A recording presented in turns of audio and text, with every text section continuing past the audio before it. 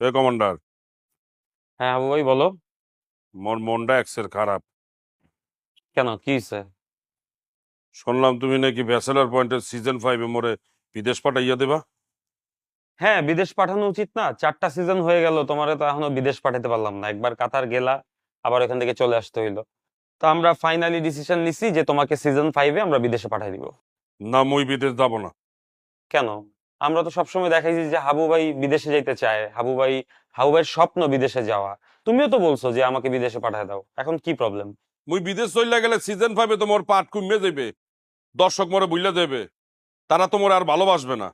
আরে হাবু ভাই, আমরা যদি সিজন 5-এ তোমাকে বিদেশে পাঠায় দেই, তাহলে তোমার পোর্শন শুট করতে আমরা বিদেশে যাব।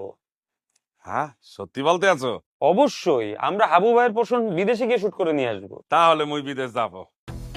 আর শোনো, আমার মনে হয় কি, সিজন 5 যে শুরু করবা, প্রথম পার্ট গুলাই বিদেশে করা উচিত। না না, প্রথম পার্ট বিদেশে করা যাবে না। দেখি কবে যাওয়া যায়।